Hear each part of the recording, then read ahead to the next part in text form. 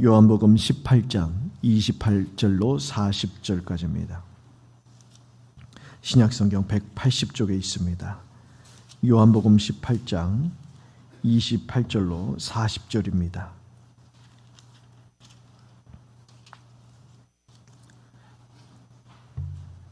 요한복음 18장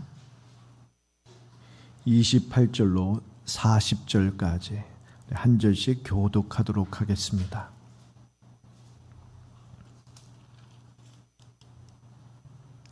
요한복음 18장 28절로 40절입니다. 그들이 예수를 가야바에게서 관정으로 끌고 가니 새벽이라. 그들은 더럽힘을 받지 아니하고 유월절 잔치를 먹고자 하여 관정에 들어가지 아니하더라.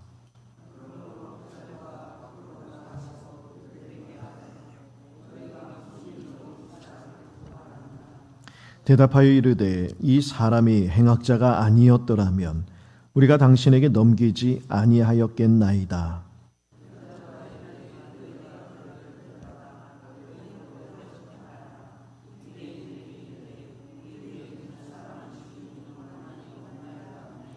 이는 예수께서 자기가 어떠한 죽음으로 죽을 것을 가리켜 하신 말씀을 응하게 하려 함이로라.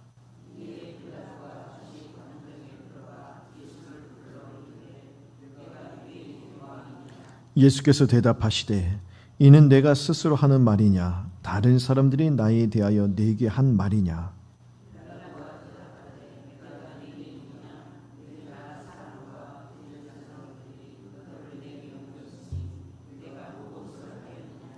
예수께서 대답하시되 내 나라는 이 세상에 속한 것이 아니니라. 만일 내 나라가 이 세상에 속한 것이었더라면 내 종들이 싸워 나로 유대인들에게 넘겨지지 않게 하였으리라.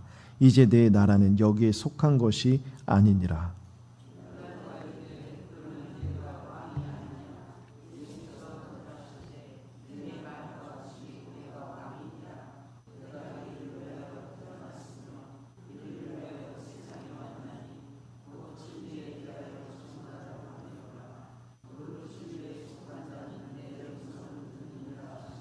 빌라도가 이르되 진리가 무엇이냐 하더라. 이 말을 하고 다시 유대인들에게 나가서 이르되 나는 그에게서 아무 죄도 찾지 못하였노라.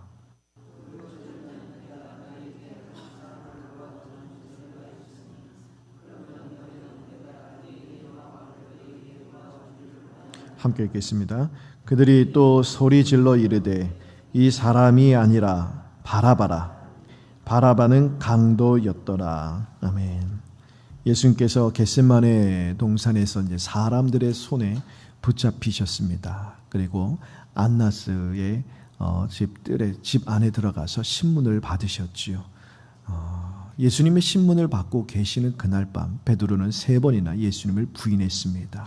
그리고 이제 새벽이 되어서 안나스가 아무리 신문을 내도 죄의 목을 찾지 못하지요. 그래서 대제사장, 그 당시 대제사장인 가야바에게로 보냅니다. 그때가 금요일 새벽입니다. 예수님께서 이제 금요일 날 십자가에 못 박히시는데 그 당일 새벽에 가야바에게로 보내지죠.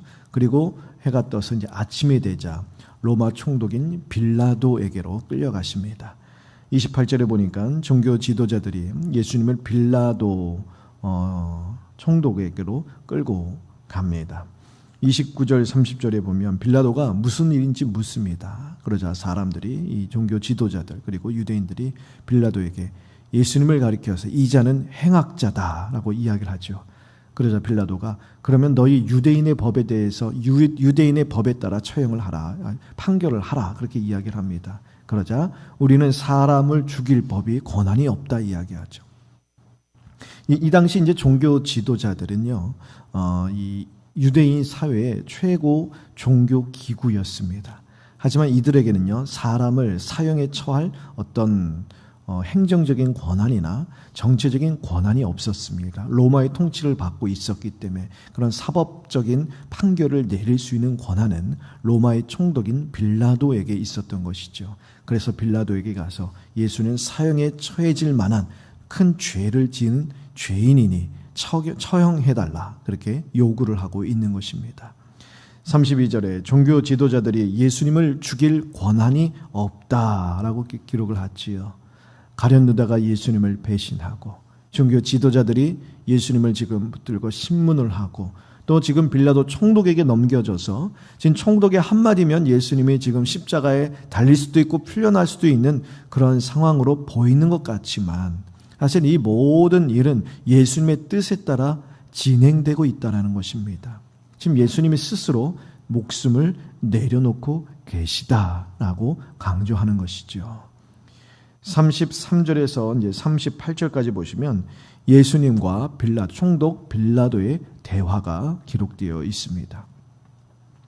빌라도가 예수님께 유대인의 왕이냐고 묻습니다. 그래서 예수님께서 되물으시는 거예요. 내가 스스로 궁금해서 묻는 것이냐, 너의 말로 하는 것이냐, 아니면 사람들이 한 말을 그대로 따라하는 것이냐 되묻죠. 이 당시 유대인들이요, 로마 총독 빌라도 앞에 서면 다 두려웠다고 하죠. 왜냐하면 빌라도의 한마디면 죽을 수도 있고 살 수도 있는 거예요.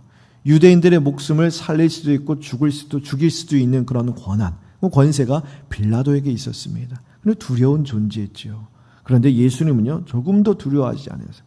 당당하게 거침없이 오히려 빌라도에게 되묻고 있는 거예요. 아무도 이런 유대인들이 한 명도 없었을 거예요. 그 전까지. 그러니 아마 빌라도도 적지 않게 당황했을 수도 있습니다. 빌라도가 예수님께 내가 유대인이냐, 내가 무엇을 하였느냐 그렇게 되묻습니다. 그래서 주님께서 자기 나라는 이 세상에 속한 것이 아니라고 말씀하시죠.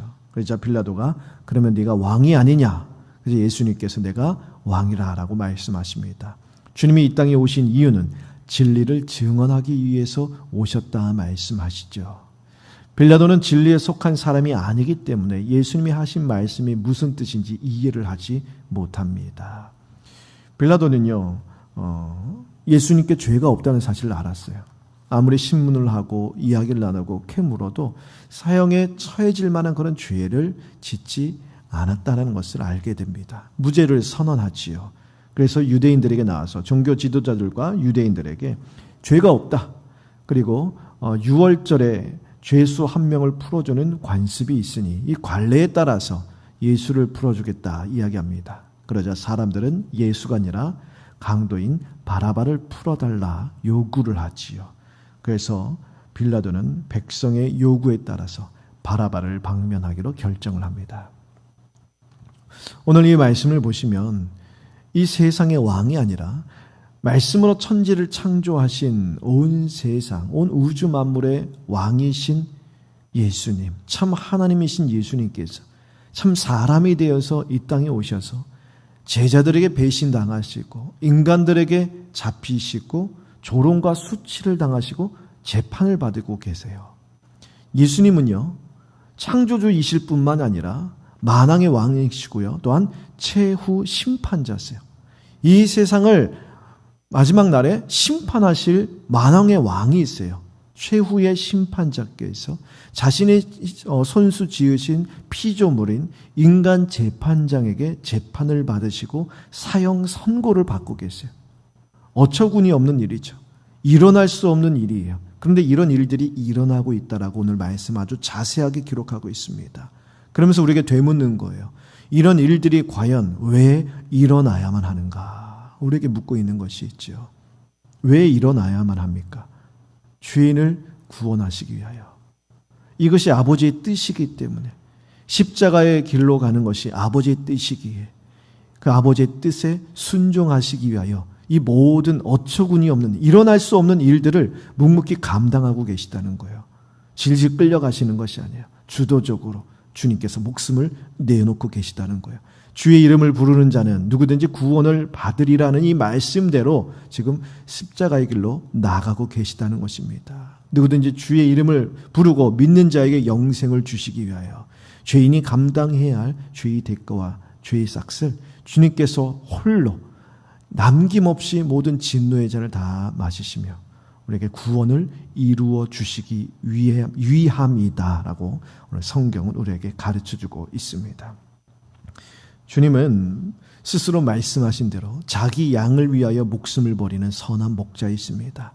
세례 요한이 증거한 대로 세상 죄를 지고 가는 하나님의 어린 양이시죠. 우리는 이러한 우리의 믿음의 주요 구원자이시는 주님을 바라보고 이 십자가의 은혜를 묵상할 때에 우리를 향하신 주님의 사랑이 얼마나 크고 아름다운 것인지, 이 주님의 은혜가 얼마나 형용할 수 없는 큰 은혜인지를 알 수 있는 것입니다. 그리고 그 은혜와 사랑의 부요함을 경험할 때, 그 사랑이 우리 가운데 충만하게 흘러넘칠 때에 주님을 위하여서 감당하지 못할 고난과 어려움과 수치도 없는 것입니다. 이처럼 복되신 주님의 영광을 묵상하고 이 십자가의 복음을 묵상하는 것, 이것이 성도의 힘이요, 능력이요, 기쁨이요, 소망입니다. 오늘 하루 주님이 주신 십자가를 통해 주님의 영광을 볼 수 있는 그런 눈을 뜨게 해주시기를, 그런 은혜를 구하게 되기를 바랍니다. 그래서 주님이 걸어가신 이 십자가의 길, 그리고 우리로 하여금 우리의 십자가를 지고 나를 따르라 말씀하신 이 좁고 협착한 길을 우리 홀로 가는 것이 아니요, 이 길을 걸어가시고 이 길을 걸어가셨기에 이 길을 걸어가는 데 있어서 얼마나 큰 힘이 필요하고 위로가 필요하고 은혜가 필요한지를 잘 아셔서 그 넉넉한 족한 은혜를 우리에게 부어주시는 그 주님과 함께 이 영광스러운 길을 힘있게 걸어가는 저희 모두 되기를 간절히 바랍니다.